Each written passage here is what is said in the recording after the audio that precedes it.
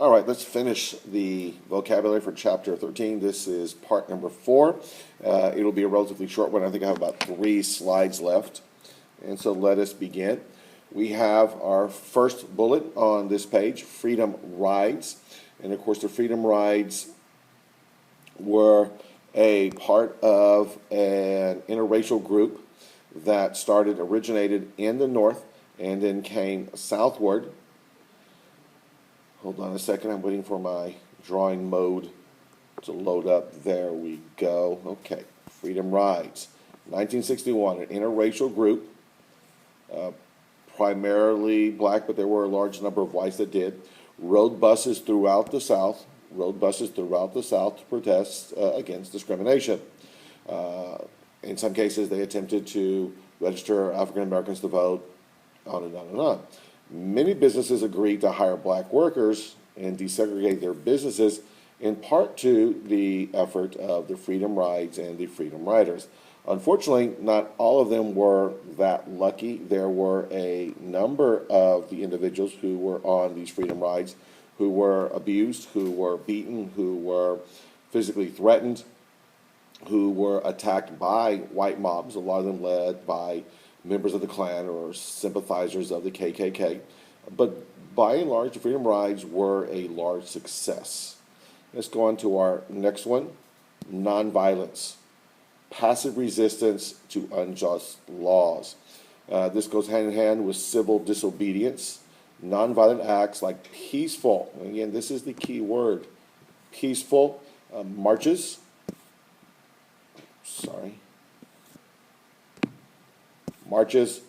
boycotts, picketing, and other demonstrations. And the key word behind all of this is peaceful. So nonviolence, passive resistance, peaceful resistance.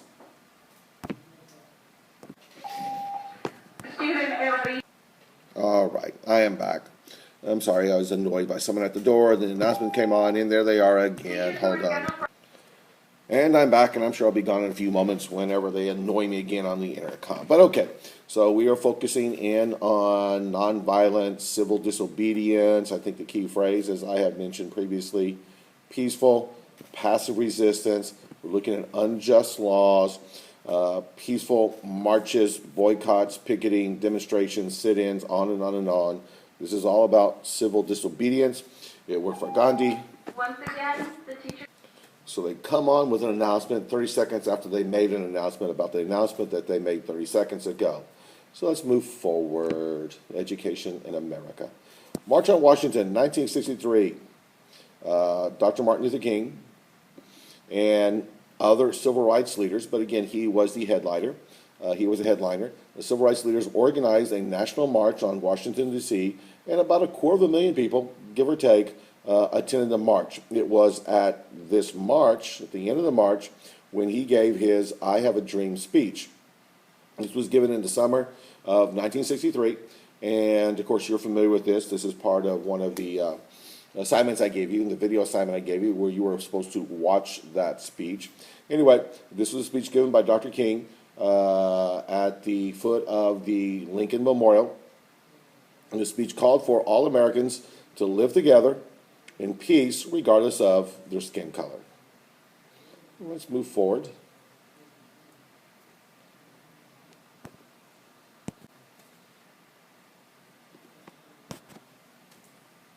All right, we're waiting. I think I went one too far. We're waiting to go back. This should be the last slide. I should have one prior to this. There we go. While I'm waiting for it to load up, I don't know why, but my iPad is a little slow today. So we have these three, then we have one more slide. And why am I going back? Okay, we're waiting for the drawing mode to kick in. And so we're looking at Lyndon Johnson. Okay, after the assassination of Kennedy, and this was, of course, in November of 1963, LBJ, who was the VP, becomes president. We've already seen some images, and we've discussed this previously. He was able to push through Congress civil rights legislation. Now, again, the word more is here. Well, that's somewhat of a misstatement. There had been no civil rights legislation passed during the Kennedy administration. Now, he had suggested some. He had a civil rights bill introduced into Congress. Because again, keep in mind, the president cannot introduce legislation. He can suggest, he can ask that Congress does what he wants, to do what he wants, but he cannot do it himself. So he was able to get several congressmen to introduce a bill which would create civil rights legislation. The previous civil rights legislation that had been passed had been in 1957, the Civil Rights Act of 1957. It wasn't overly effective. It was sort of watered down through the congressional process, and so it really wasn't overly effective. It did create the Civil Rights Commission, which is still around today, and it did some things, it did some good things, but it was sort of watered down. And so when Kennedy dies, Johnson, who had been the Senate Majority Leader, he's now president, but he had been in charge of the Senate for a number of years. And he was able to push through legislation that had been initiated by Kennedy, and essentially he did this through bullying Congress. He basically told them, hey, on national TV, and in fact, it was about 5 days after Kennedy died, Johnson went on national TV, went before the whole Congress, and basically said, our president lies, dead. One of his last goals, one of his last dreams was civil rights legislation, and we are going to pass it. And unfortunately, eventually they were able to push it through. Now, that legislation that had been proposed is what we call the Civil Rights Act of '64. It prohibited discrimination, it would not allow, prohibited discrimination based on race, color, and the two are not the same. Sometimes we confuse them, but they're not the same. Religion or ethnic origin. So we are looking at prohibiting discrimination based on a person's race, their color, their religion, their ethnic origin, and hotels, restaurants, and all places, again, all places of employment which did business with the federal government, or, and again, this is how they covered themselves, or engage in interstate commerce. Essentially, we are looking at hotels, restaurants, all places that did business with the government or engaged in interstate commerce. There is almost no business. Students, We just learned that bus 38 is here, so if you need to catch it, go.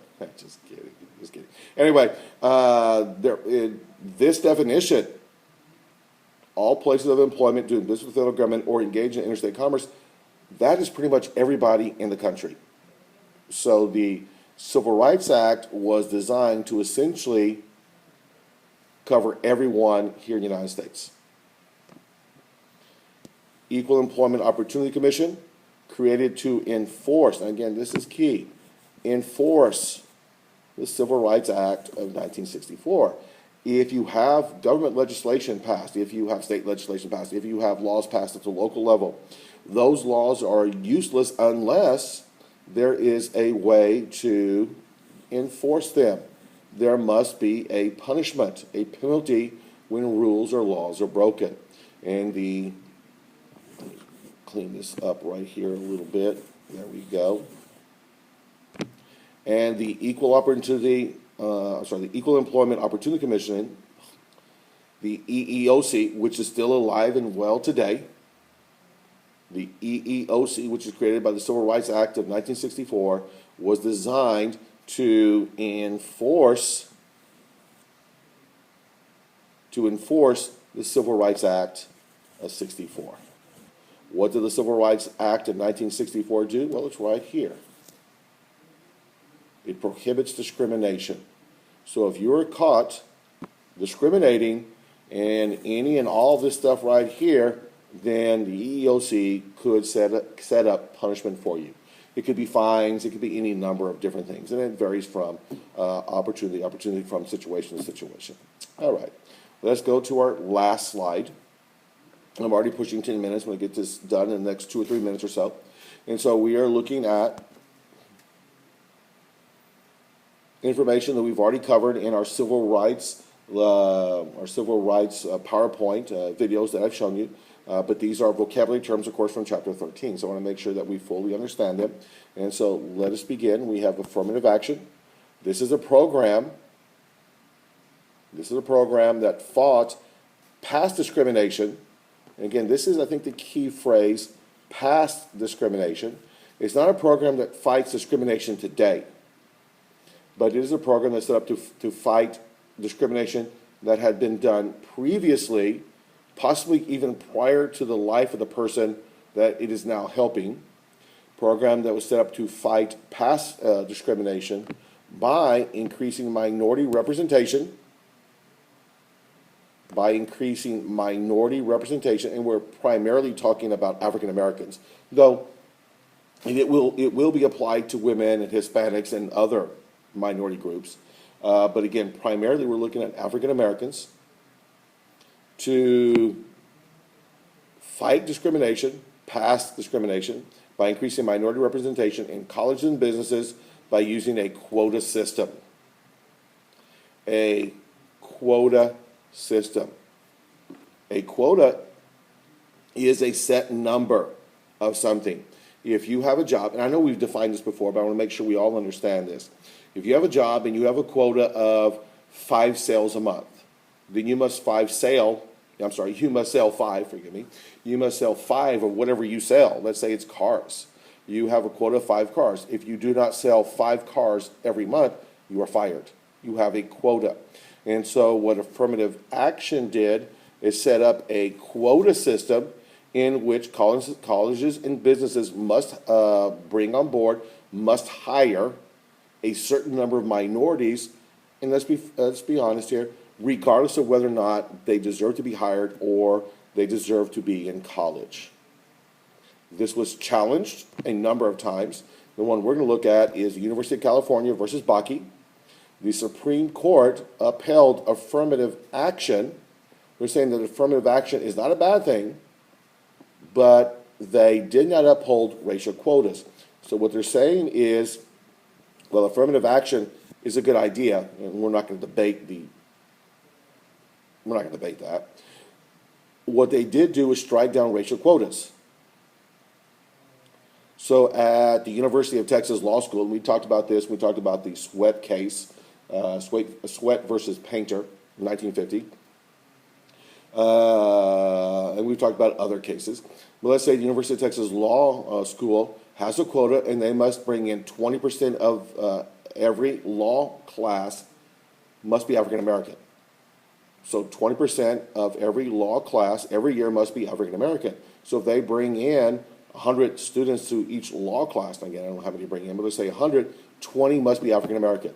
And then they have a quota of 30% women, so 30 must be women, and then on and on and on. These quotas do not take into account quality. We're looking for numbers, not necessarily quality of student. And so what Bakke argued right here, is that he had been denied admission to the University of California, I believe it was his law school, even though he had superior grades, superior test scores than minority students who got in, and that was wrong. Many of these plans, these affirmative action racial quota plans, have been phased out over the years. Finally, Billy Graham, Christian preacher who was a supporter of civil rights. He supported and aided Martin Luther King. He helped get Martin Luther King out of jail when he was in jail in Birmingham.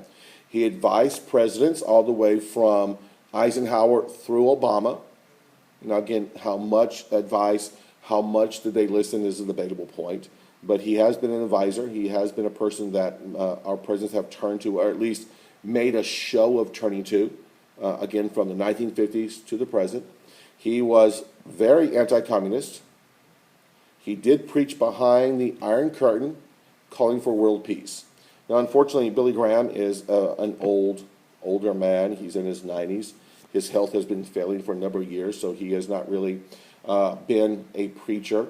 But his career, which again spans almost 6 decades, as a televangelist, as an evangelist going from city to city. He has reached out in civil rights movement. He has aided Martin Luther King. He has advised presidents from the 1950s to the present. Okay, we are done, thank goodness. And so what we're looking at is we have finished part 4 of our chapter 13 vocabulary terms.